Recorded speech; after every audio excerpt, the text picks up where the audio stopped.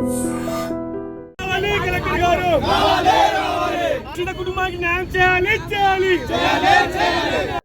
7:15 అట్లా మాది పిల్లలకు పర్సనల్ టైం ఉంటుందండి. 6:30 నుంచి 7:30 వరకు పిల్లల పర్సనల్ టైం అది. అంటే అప్పుడే బట్టలు ఉతుక్కోవటం, స్నానం చేయటం, అట్లా డిన్నర్ టైం అది.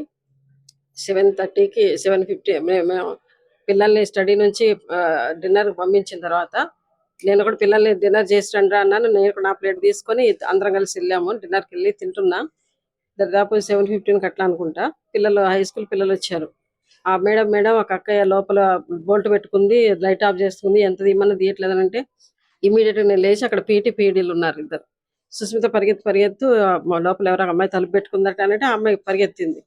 అక్కడ ఇంకో సార్ ఉన్నారు. సార్ ఉంటే సార్ మీరు కూడా వెళ్ళండి, తలుపు తీయాలంటే ఆడవాళ్ళకి రాదు కదా, పరిగెత్తండి అని సార్ని కూడా పంపించిన తర్వాత ఇక నేను చేయగడుక్కొని మా డ్రైవర్కి ఫోన్ చేసి కార్ తొందరగా పట్టుకురా, అక్కడ వేప చెట్టు దగ్గర పెట్టు, ఒక అమ్మాయిని సీరియస్ ఉంది హాస్పిటల్ తీసుకెళ్ళన్నా. నేను వెళ్తున్నా, ఇలా ఫోన్ చేసుకుంటా నేను మెల్లగా వెళ్తా కదా, వాళ్ళు పరిగెత్తారు. నేను డార్మెట్రీకి వెళ్తే అంతా పిల్లలంతా డార్మెటరీ అంతా ముందు పిల్లలు, ఆ పిల్లలందరినీ బయటకు రమ్మని దారి చేసుకొని లోపలికి వెళ్ళేటప్పుడు అప్పటికి దింపి తీసుకొచ్చి నేను ఏం వెయిట్ చేయలే.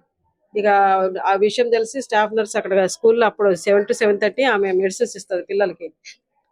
విషయం తెలిసిందట. ఆమె కూడా పరిగెత్తుకొని వచ్చింది. పిఈటి ఈ స్టాఫ్ నర్స్ ఇద్దరు కలిసి ఆ అమ్మాయిని వెనక సీట్లో కూర్చోబెట్టుకుని నేను ముందు సీట్లో కూర్చొని ఇక వచ్చేసి మీకు ఏం లేదు. ఇక వచ్చే దారిలో ఇక్కడ మన దగ్గర చేసి ఇక్కడ గవర్నమెంట్ జాబ్ వచ్చిన ఒక మేడం ఉంది, ఆ అమ్మాయికి ఫోన్ చేసి ఇక ఒక సీరియస్ కేసు ఉందమ్మా, కొద్దిగా అందరిని అలర్ట్ చేయని చెప్పాను. మళ్ళీ మా పాప కూడా ఫోన్ చేసి హాస్పిటల్కి, మా పాప కూడా డాక్టరే, హాస్పిటల్కి వెళ్ళమ్మా, అక్కడ స్ట్రెచ్చర్ అది రెడీగా పెట్టమని చెప్పి కొద్దిగా సీరియస్గా ఉంది కండిషన్ అని చెప్పి దారంతా ఫోన్ చేసుకుంటా వచ్చామండి. వచ్చిన తర్వాత మరి చూశారు వాళ్ళు. ఈ తర్వాత ఒక 5 minutes అది ఇది చేశారు. ఈ తర్వాత డిక్లేర్ చేసేసారు. రీజన్ అయితే ఏం లేదు. ఆ తర్వాత పోలీసులకి ఒకటి చిట్టి దొరికిందట. అందులో నేను అంటే మాకు ఫ్యూచర్ లెర్నర్స్ అని ఉంటారండి. ఫ్యూచర్ లెర్నర్స్ చేస్తామంటే ఫ్యూచర్ లెర్నర్స్ అంటే వాళ్ళకి కొంచెం ఫెయిల్ అవుతారేమో అనుకున్న వాళ్ళకి సెపరేట్ గ్రూప్ చేసి వాళ్ళకి మినిమం లెర్నింగ్ మెటీరియల్ అని ఇస్తాము. అది ఇచ్చి మళ్ళీ వాళ్ళకి మళ్ళీ సబ్జెక్ట్ వాళ్ళ కాన్సెప్ట్ మళ్ళీ ఎక్స్ప్లెయిన్ చేసి తెలుగులో ఎక్స్ప్లెయిన్ చేసి వాళ్ళని దగ్గర కూర్చోబెట్టుకొని రాయిస్తాం అనమాట. ఫ్యూచర్ లెర్నర్స్ అంటాం. పాస్ ఎట్టది చేస్తాము. నన్ను అంటే వాటి తర్వాత మేము ఇటు వచ్చేసాం కదా. తర్వాత అమ్మాయి నోట్బుక్స్ లో ఏదో దొరికిందట, నన్ను ఫ్యూచర్ లెర్నర్ లో పెట్టారు అని రాసి దొరికిందట. అది పోలీసుల దగ్గర. నిన్న రాత్రి చింతకుంట రెసిడెన్షియల్ హాస్టల్లో అక్షిత అనే అమ్మాయి అనుమానాస్పదంగా ఉరి వేసుకొని చనిపోవడం జరిగింది. దానికి ఎస్ఎఫ్ఐ అదే ఇతర విద్యార్థి సంఘాలుగా, యువజన సంఘాలుగా మాకు అనుమానాలు వెల్లడిస్తున్నాయి. ఎందుకోసం అంటే కనీసం ప్రిన్సిపల్ సంబంధించిన వాళ్ళు కనీసం పిఎస్ కి ఇన్ఫర్మేషన్ ఇవ్వకుండానే అమ్మాయిని కింది దించిన పరిస్థితి. అదే విధంగా కనీసం పేరెంట్స్ కు ఎలాంటి ఇన్ఫర్మేషన్ ఇవ్వకుండా కనీసం హాస్పిటల్ అడ్మిట్ చేయకుండా డైరెక్ట్ తీసుకొచ్చి పోస్ట్ మార్టం దాంట్లో చేసిన పరిస్థితి కనిపిస్తుంది. కాబట్టి ఏదైతే ప్రిన్సిపల్ ఉన్నారో వారు సస్పెండ్ చేయాలి. వారి నిర్లక్ష్యం వలన ఈ రోజు అమ్మాయి చనిపోయిన పరిస్థితి ఉంది. ఒక లెటర్ సృష్టించి ఈ రోజు పక్కదారి పాటించే పరిస్థితి కనబడుతున్నారు. అదే విధంగా ఇన్ఛార్జ్ ఆర్ట్స్ ఎవరైతే ఉన్నారో వాళ్ళ అధికారులను వాళ్ళని కప్పుపుచ్చుకోవడానికి ఒక నాటకంగా ఆడుతున్నారు తప్పితే అమ్మాయి కుటుంబానికి న్యాయం చేసే విధంగా ఏ ఒక్కరు కూడా అధికారులు పట్టించుకునే పరిస్థితి కనిపిస్తుంది. ఇంతవరకు ఈ రోజు అమ్మాయి తల్లిదండ్రులు ఇక్కడ ఉన్నప్పటికీ ప్రిన్సిపల్ వచ్చి వాళ్ళకి సమాధానం చెప్పే బాధ్యత కూడా ఆమెకు లేని పరిస్థితి కనిపిస్తుంది.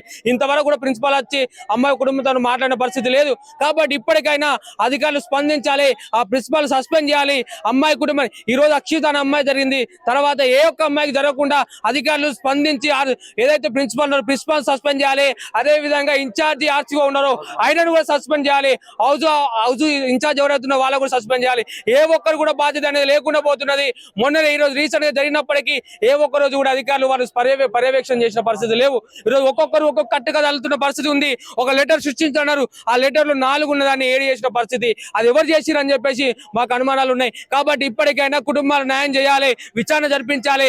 కుటుంబానికి న్యాయం చేయకపోతే ఖచ్చితంగా పెద్ద ఎత్తున ఆందోళన చేసి అమ్మాయి కుటుంబానికి న్యాయం చేసేంత వరకు మేము పోరాటాలు చేస్తామని సందర్భంగా తెలియజేస్తున్నాం. ఎస్ఎఫ్ఐ అదేవిధంగా ఏఎస్ఎఫ్ ఇతర విద్యార్థి యువజన సంఘాలుగా సివిల్ హాస్పిటల్ ముందు ధర్నా నిర్వహించడం జరిగింది. ఇప్పటికైనా అధికారులు స్పందించి కలెక్టర్ గా స్పందించి అమ్మాయి కుటుంబానికి న్యాయం చేయాలని ఈ సందర్భంగా డిమాండ్ చేస్తున్నాం. ఇప్పటి వరకు కూడా యాజమాన్యం రాకపోవడం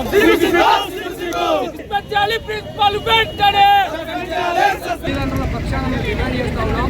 విద్యార్థిని ఆత్మహత్యకు ప్రోత్సహించినటువంటి ప్రిన్సిపల్ హౌస్ సంబంధించినటువంటి వార్డెన్లందరినీ కూడా ఏదైతే టీచర్ కుటుంబానికి మేము ప్రభుత్వానికి కూడా డిమాండ్ చేస్తున్నాం. ఈ పేద విద్యార్థి తల్లిదండ్రులకు కూడా పెద్ద ఎత్తున ఒక 50 లక్షల రూపాయలు ఎక్స్గ్రెస్ ఇవ్వాలి. ఎందుకంటే ఇదివరకు కూడా గర్రెపల్లి ఇక్కడ అమ్మాయి చదువుకున్నది, చాలా స్టూడెంట్, చాలా క్లెవర్ స్టూడెంట్. ఇలాంటి చిన్న విషయానికి ఆత్మహత్య చేసుకోదు. కనీసము మానవతా దృక్పథంతో లేకుండా విద్యార్థి చనిపోతే ఇక్కడికి వచ్చే వరకు కూడా తల్లిదండ్రులకు సమాచారం ఇవ్వలేదు. ఇది చాలా దుర్మార్గం. ఎందుకంటే ఒక ఉమెన్ గ్రౌండ్ లో మీరు కూడా ఆలోచించండి, మీరు కూడా మాకు సహకరించాలని మేము విజ్ఞప్తి చేస్తున్నాం.